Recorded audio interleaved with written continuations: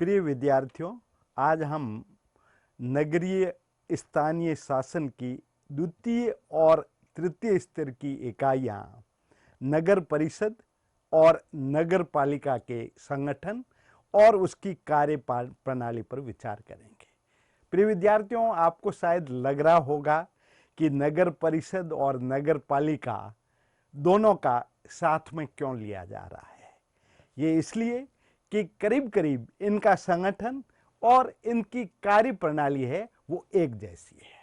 थोड़ा बहुत इन पे अंतर है, वो मैं आपको बताने की कोशिश करूंगा। तो आज की वार्ता को मैं कई शीर्षकों के अंतर्गत विभाजित करूंगा। सबसे पहले इसकी प्रस्तावना, थोड़ा सा ब्रीफ इसकी हिस्ट्री, नगर परिषद और नगर पालिका में अंतर, जिसमें आपको क्लियरिटी हो जाएगी कि दोनों को एक टॉपिक के अधीन क्यों लिया जा रहा है।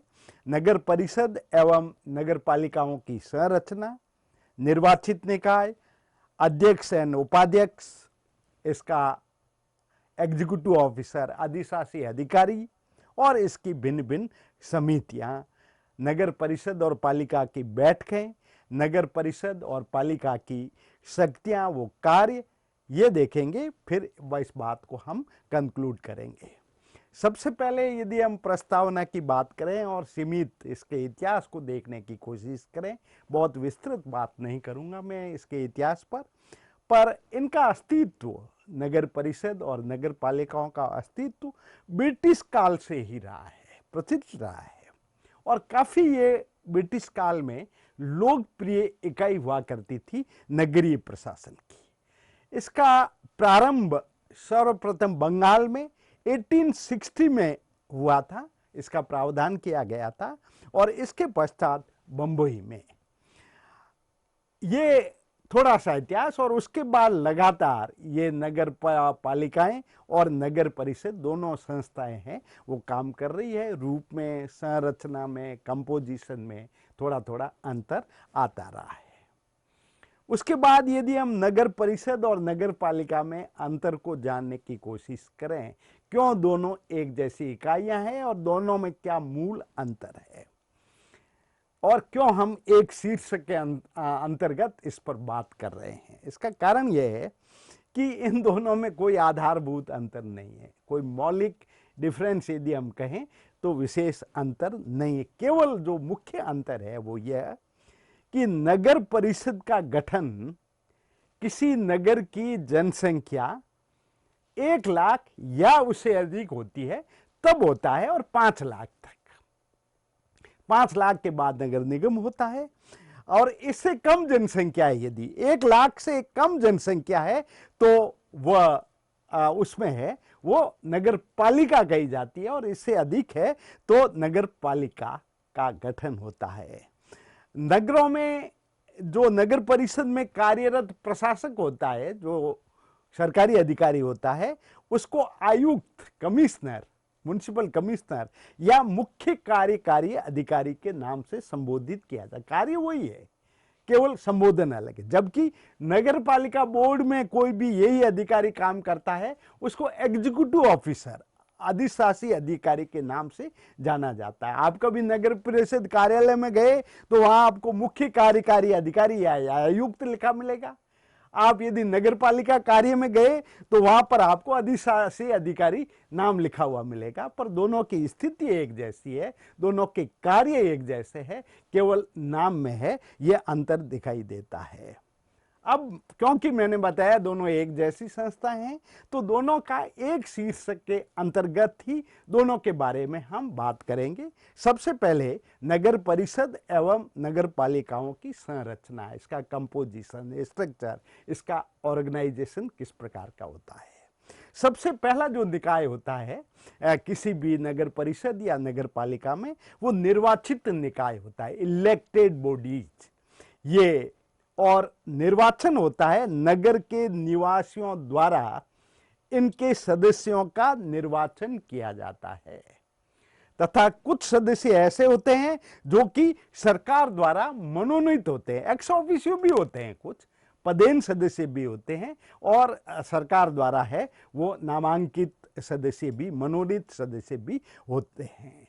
किसी भी एक नगर को कई वार्डों में विभाजित कर दिया जाता है वो आबादी के अनुसार, और प्रत्येक वार्ड से एक पार्षद है वो चुना जाता है यूनिवर्सल अडल्ट फ्रेंचाइज के आधार पर, सार्वभौमिक वयस्क मताधिकार के आधार पर। और इनको क्या कहा जाता है? पार्षद कहा जाता है, काउंसिलर कहा जाता है। 1/3 स्थान महिलाओं के लिए आरक्षण है, जो कि संविधान के 74वें संशोधन द्वारा किया गया है। कई जगह पर, कई राज्यों में ये आरक्षण इससे ज्यादा 50% तक भी है, तो varies from state to state. ये आरक्षण महिलाओं का हर राज्य में शायद अलग अलग भी हो सकता है, लेकिन संवैधानिक प्रावधान है 1/3 सदस्यीय महिला होनी आवश्यक है हर स्तर पर। हर स्तर पर मैं कहता हूं तो वार्ड के सदस्य के अलावा उसका जो चेयरमैन बनता है उसमें भी इस प्रकार के आरक्षण की व्यवस्था है। इस सामान्य बॉडी, जो सामान्य निकाय है, इलेक्टेड निर्वाचित, इसका कार्यकाल है 5 वर्ष का होता है। ये representative body of A city, ये नगर की एक प्रतिनिधि सभा होती है जो कि व्यापक कार्य करती है, कानून निर्माण का विचार विमर्शात्मक कार्य करती है, बजट निर्माण करती है, उनकी क्रियान्विति करती है। तो ये सबसे महत्वपूर्ण निर्वाचित अधिकांश सदस्य, और कुछ इसमें है वो सरकार द्वारा मनोनीत सदस्य होते हैं, खुद पदेन सदस्य भी इसमें हुआ करते हैं। तो ये जनरल बॉडी हो गई किसी भी नगर परिषद या नगर पालिका की। उसके बाद दूसरा जो अंग है, जो बहुत ही महत्वपूर्ण अंग है इसका संरचना में, वो है इसके अध्यक्ष और उपाध्यक्ष। अध्यक्ष अपने सदस्यों में से ही चुना जाता है। एक बार प्रत्यक्ष निर्वाचन भी हुआ था, पर उसके बाद पुनः वो प्रत्यक्ष निर्वाचन समाप्त करके इसका अब पार्षदों के द्वारा है वो निर्वाचित होता है, और जिसका मुख्य काम है इसकी जो जनरल बॉडी होती है उसके बैठकों की अध्यक्षता करना।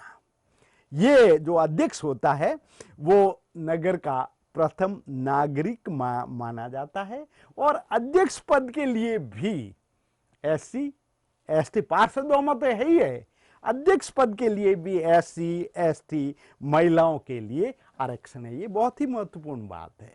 आरक्षण केवल पार्षदों तक ही सीमित नहीं है, या वार्ड जो सुन के आते हैं हर एक वार्ड से, वहां तक सीमित नहीं है, बल्कि अध्यक्ष के लिए भी SC को ST को महिलाओं को, इनके लिए आरक्षण की व्यवस्था है, ये विद्यमान है। अध्यक्ष अपने पद से त्यागपत्र दे सकता है खुद चाहे तो, या अविश्वास के प्रस्ताव के माध्यम से उसको हटाया जा सकता है। बहुत महत्वपूर्ण पद है, और शहर का बहुत ही महत्वपूर्ण व्यक्ति होता है, प्रथम नागरिक कहलाता है। अध्यक्ष के अतिरिक्त अपने में से ही पार्षद एक उपाध्यक्ष का भी निर्वाचन करते हैं। उपाध्यक्ष अध्यक्ष को अपना त्यागपत्र दे सकता है। अध्यक्ष और उपाध्यक्ष अनेक प्रकार के काम करते हैं, अध्यक्षता तो करते ही करते हैं, लेकिन पार्षद के जनरल बॉडी के जो निर्णय हैं उनको क्रियान्वित करने का कार्य भी इनके द्वारा किया जाता है। शांति व्यवस्था बनाए रखना, मीटिंग्स की अध्यक्षता करना, ये सब कार्य है वो अध्यक्ष और उपाध्यक्ष, अध्यक्ष करता है, और अध्यक्ष की अनुपस्थिति में ये कार्य उपाध्यक्ष द्वारा किए जाते हैं। तीसरा इसका अंग है जो संरचना का, वो है अधिशासी अधिकारी, एग्जीक्यूटिव ऑफिसर, जिसमें नगर परिषद में मुख्य कार्यकारी अधिकारी भी कहा जाता है, और नगर पालिका में अधिशासी अधिकारी, लेकिन दोनों के एक ही कार्य है, दोनों का एक ही स्तर है।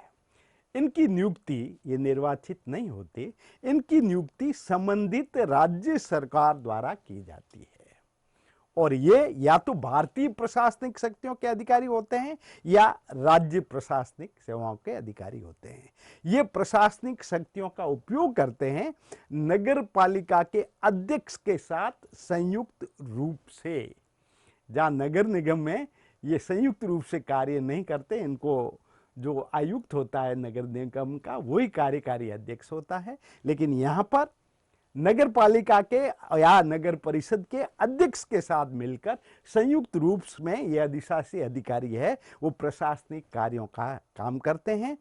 छोटा यदि नगर है तो राज्य प्रशासनिक सेवा का अधिकारी है, बड़ा है तो जो उसमें है वो आईएएस अधिकारी भी हो सकता है। और बहुत छोटी यदि नगर पालिका है तो नगरीय स्थानीय स्वशासन के नगर पालिका सेवा के वरिष्ठ अधिकारी को भी कार्यकारी अधिकारी नियुक्त किया जा सकता है। ये बहुत बड़ा अंतर है। तो आईएएस स्तर का, आरएसएस स्तर का या नगर पालिका सेवा का वरिष्ठ अधिकारी है, अधिशासी अधिकारी नियुक्त किया जा सकता है। तो 3 अंग हमने देख लिए प्रिय विद्यार्थियों। एक जनरल परिषद हो गई इनकी, दूसरा इसके चेयरमैन और डिप्टी चेयरमैन हो गए, अध्यक्ष और उपाध्यक्ष हो गए, तीसरा अधिशासी अधिकारी हो गया, और चौथा जो इसका अंग है वेरियस कमेटीज, कई प्रकार की समितियां। ये समितियां पार्षदों की बनाई जाती है। मुख्य जो समिति होती है मुख्य कार्यकारिणी समिति कहलाती है वो। इसमें अध्यक्ष भी होता है, उपाध्यक्ष भी होता है और विपक्ष का नेता भी होता है। तो एक्स ऑफिशियो है, अध्यक्ष अनिवार्य रूप से होगा, उपाध्यक्ष भी होगा और विपक्ष का नेता भी होगा। 3 पदेन हो गए। इसके अलावा 7 पार्षद नामांकित किए जाते हैं, पर 7 पार्षदों में से 2 महिलाएं होनी आवश्यक है। और इस मुख्य कार्यकारी समिति का जो आयुक्त है उसका, नगर परिषद का या नगर पालिका का, वो पदेन एक्स ऑफिशियो सेक्रेटरी होता है इसका। तो ये मुख्य समिति है इसकी, कार्यकारिणी समिति। इसके अतिरिक्त अन्य कई समितियां भी है, जैसे वित्त समिति, स्वास्थ्य और स्वच्छंदता, भवन निर्माण, नियम उपनियम, गंदी बस्ती सुधार की समिति, अपराधों का समन करने की समिति। और समिति अपना निर्णय है, समिति में मीटिंग होने का, निर्णय लेने का quorum 1/2 है। आधे सदस्य इसमें है निर्णित लेंगे। कार्य करने के लिए विशिष्ट आवश्यकता होने पर इन समितियों के अतिरिक्त अन्य समितियों, गैर संवैधानिक समितियों का भी गठन किया जा सकता है। यहां तक कि वार्ड समितियां भी गठन की जा सकती है। ये जो समितियां हैं इनका प्रावधान, जिनकी मैंने आपके सामने चर्चा की, संविधान में प्रावधान है। इसके अतिरिक्त आवश्यकता होने पर अन्य समितियों का गठन भी हो सकता है। यहां मैं जो quorum की बात कर रहा हूं, आधे सदस्यों की गण पूर्ति, वो समिति की मीटिंग के लिए है, जनरल बॉडी की मीटिंग के लिए नहीं है। उसके quorum की चर्चा हम आगे करेंगे। इनकी बैठकें, नगर परिषद या नगर पालिकाओं की बैठकें, साधारण सभा जो है, जनरल काउंसिल है, इसकी बैठकों के लिए अवधि निर्धारित है संविधान में। 2 माह में कम से कम 1 साधारण बैठक होनी अनिवार्य है। मतलब जिसमें सब पार्षद इलेक्टेड और कॉप्टेड और एक्स ऑफिशियो सबकी उपस्थिति होनी चाहिए। तो जब 2 महीने में एक बार है तो वर्ष में कम से कम 6 बैठकें होनी अनिवार्य। कम से कम मैं शब्द यूज कर रहा हूं, इससे अधिक हो सकती है अतिरिक्त, पर कम से कम इतनी तो बुलानी अनिवार्य है। ये सामान्य बैठकें कहलाती है। इसके अतिरिक्त आवश्यकता होने पर विशेष बैठक भी बुलाई जा सकती है, और विशेष बैठक सदस्य इनिशिएट कर सकते हैं, उसको पार्षद इनिशिएट कर सकते हैं। यदि आवश्यकता होने पर 1/3 सदस्य लिखित प्रार्थना करे चेयरमैन से कि बैठक बुलाई जाए, तो आवश्यक बैठक भी बुलाई जा सकती है 1/3 सदस्यों के लिखित प्रार्थना पर। इसके निर्णय जनरल बॉडी में, क्योंकि सभी सदस्य है, निर्णय बैठक में उपस्थित वो मतदान करने वाले, ये लाइन बहुत इंपॉर्टेंट है प्रिय विद्यार्थियों, प्रेजेंट एंड वोटिंग, उपस्थित और मतदान करने वाले सदस्यों के बहुमत से किया जाता है, अध्यक्ष सहित। अब यहां बहुत ही गौर करने की बात है प्रिय विद्यार्थियों, गौर इस बात के लिए, अध्यक्ष भी भाग ले रहा हो मतदान से, मान लो बहुमत से निर्णय नहीं हो पाया, बराबर मत आ गए। अब बराबर मत आने पर अध्यक्ष को द्वितीय निर्णायक मत देने का अधिकार है। थोड़ा और क्लियर कर दूं, शायद आपको एम्बिग्युइटी कुछ लगता होगा कि ये बात क्लियर नहीं है अभी भी। एक बार जब मतदान होता है तो अध्यक्ष भी मतदान में भाग लेता है, बराबर अधिकार है। आप विधानसभा का स्पीकर जब बराबर मतदान हो जाता, बराबर मत आते हैं, तो अपना निर्णायक मत देता है। सामान्य अवस्था में मतदान में भाग नहीं लेता वो, बराबर मत आएंगे तो कास्टिंग वोट देगा, वो निर्णायक मत देगा। लेकिन यहां पर सामान्य मतदान होने पर नगर परिषद या नगर पालिका के अध्यक्ष को मत देने का अधिकार है। अब मान लो बराबर आ गए मत, तो फिर वो निर्णायक कास्टिंग वोट देगा, निर्णायक मत देने का अधिकार है, अर्थात अध्यक्ष को 2 वोट हो गए। एक बार तो उसने सामान्य अवस्था में सामान्य एक सदस्य के रूप में वोट दिया और बराबर मत रह गए, तो फिर वो अध्यक्ष के रूप में अपना निर्णायक मत देने का अधिकार रखता है। इस पर कभी कभी प्रश्न भी पूछ लिए जाते हैं कि किस तरह से उनको अध्यक्ष को 2 मत देने का अधिकार है। इसलिए विद्यार्थियों इस बात पर अधिक ध्यान देने की आवश्यकता है। इसका कॉरम में आप समझते होंगे प्रिय विद्यार्थियों कि कितने सदस्य उपस्थित होने पर उस परिषद की, उस काउंसिल की कार्रवाई हो सकती है। और इस नगर पालिका का बैठकों का कॉरम कुल सदस्यों की 1/3 सदस्य उपस्थित होने आवश्यक है। इसको गणपूर्ति कहा जाता है, कॉरम कहा जाता है। तो ये इसकी बैठकों के बारे में। अब यदि नगर परिषद और नगर पालिकाओं की शक्तियां और कार्यों पर हम बात करें, तो ऐसा कार्य करने के लिए वो स्वतंत्र है जो नागरिकों के लिए करना अनिवार्य समझा जाए। इसके अलावा अधिनियम द्वारा प्रदत्त शक्तियां वो कार्य करती है। विधायी शक्तियां हैं इनके पास कानून निर्माण की, कार्यकारी शक्तियां हैं, एग्जीक्यूटिव पावर्स है, वित्तीय शक्तियां हैं, निर्वाचकीय शक्तियां हैं, कई प्रकार की शक्तियों में है, वो इनके विभाजित किया जाता है। और शक्तियों की इनके संविधान की 12वीं अनुसूची में है, इसका उल्लेख किया गया है संविधान के 74वें संशोधन के माध्यम से। इसमें किसी नगर में शांति व्यवस्था का काम इन स्थानीय नगरीय निकायों का नहीं है, वो राज्य का विषय है।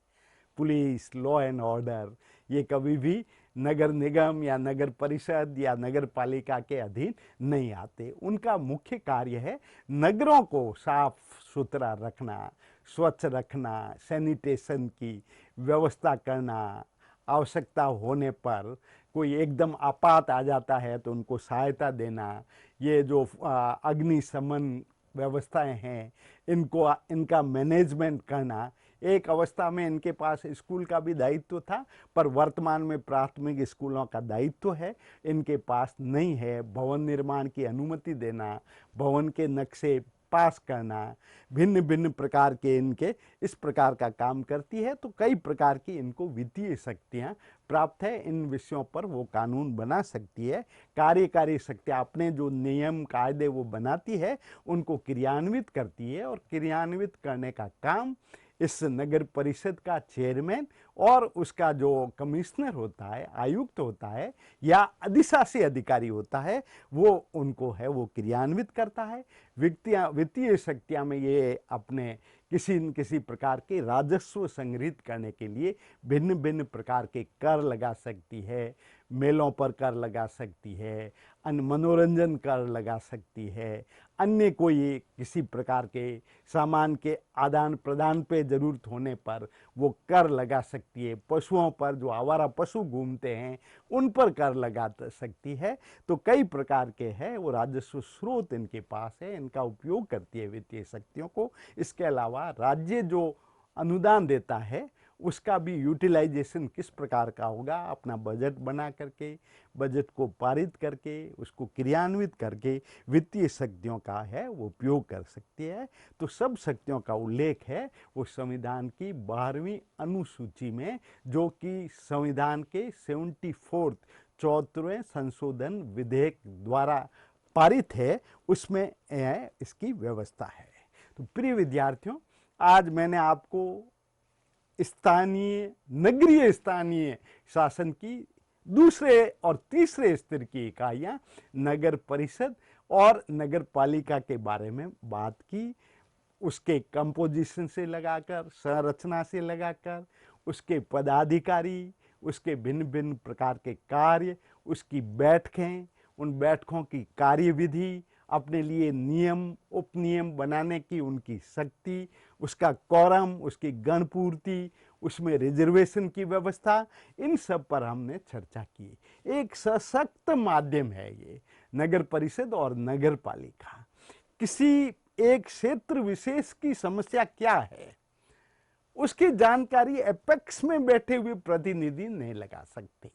इसलिए लोकल लेवल के यदि प्रतिनिधि उसमें है तो स्थानीय समस्याओं का पता लगा करके वो समाधान वो अच्छी तरह से कर सकते हैं। इसलिए नगर परिषद और नगर पालिका किसी भी नगर के लिए एक महत्वपूर्ण इकाई के रूप में कार्य करती है और नगरीय व्यवस्था को, सफाई व्यवस्था को वो दुरुस्त करने में अपने अधिकारों का उपयोग करती है। और इसके लिए यदि राजस्व संग्रह करना पड़े तो करों के रूप में भी नागरिकों से कुछ वो लेती है, अन्यथा उसका कार्य है वो नहीं चल सकता। प्रिय विद्यार्थियों, मैंने आपको आज नगर परिषद और नगर पालिका की बेसिक संरचना के बारे में, कार्यों के बारे में जानकारी देने की कोशिश की है। मैं समझता हूँ ये जानकारी से आप लाभान्वित हुए होंगे। यदि इसके कार्यों की सूची देखें आप, पुस्तकों में लंबे चौड़े कार्य दिए गए हैं। मैंने एक एक कार्य को स्पष्ट नहीं किया है, वो सामान्य कार्य है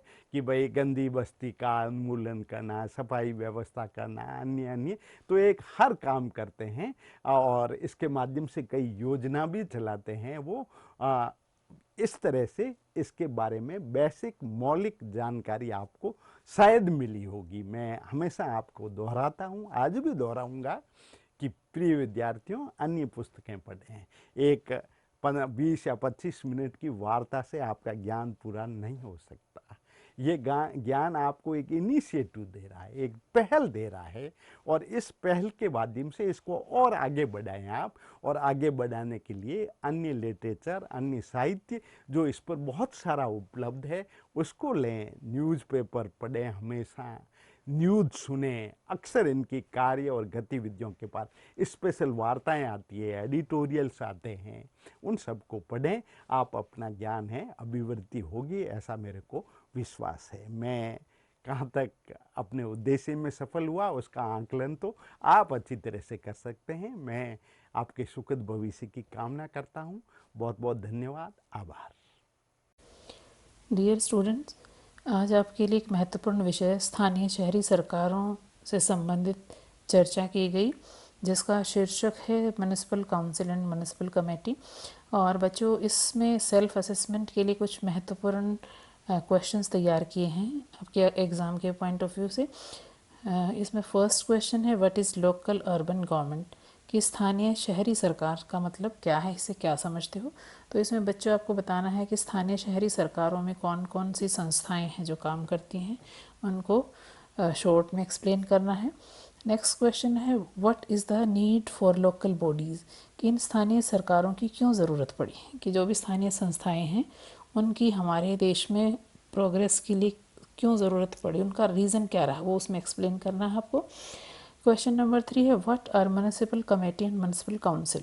इसमें आप एक्सप्लेन करेंगे कि म्युनिसिपल कमेटी और म्युनिसिपल काउंसिल, नगर पालिका और नगर परिषद हैं, वो क्या क्या होती हैं, कितनी पॉपुलेशन पर नगर पालिकाओं का गठन किया जाता है और कितनी पॉपुलेशन पर नगर परिषदों का, इसमें शॉर्ट में आपको एक्सप्लेन करना है। Question number 4, how the chairman of municipality elected and discuss it's power and functions. इसमें बताना है कि जो म्युनिसिपैलिटीज़ हैं, चाहे वो म्युनिसिपल कमेटी हो या म्युनिसिपल काउंसिल, कि उनके चेयरमैन हेड हैं वो कैसे इलेक्ट किए जाते हैं, उनकी पावर्स क्या क्या हैं, उनकी फंक्शंस क्या हैं। तो उसको अब ये आपको ऐसे टाइप में आपको एक्सप्लेन करना है। नेक्स्ट क्वेश्चन है, हाउ मैनी म्युनिसिपल कमेटीज़ इन हरियाणा, कि हरियाणा में कितनी म्युनिसिपल कमेटीज़ हैं, ये शॉर्ट में आपको लिखना है। Question number 6, explain the powers of municipal council oblique committee. इसमें आपको बताना है कि जो भी 74th अमेंडमेंट एक्ट के तहत कितने इनको कार्य दिए गए हैं, उनको एक्सप्लेन करना है कि म्युनिसिपल काउंसिल और कमेटी क्या क्या काम करती हैं। Question 7, explain the functions of municipality, कि म्युनिसिपैलिटीज़ की क्या क्या फंक्शंस, क्या क्या कार्य करती हैं, वो सब अपने इसमें एक्सप्लेन कर रहे हैं। Question number 8, discuss the sources of income of the municipalities of Haryana, कि हरियाणा में जो भी हमारी म्युनिसिपल कमेटी, काउंसिल और नगर निगम हैं, उनकी इनकम के सोर्स क्या हैं, उनके बारे में आपको डिफ़ाइन करना है। थैंक यू बच्चों।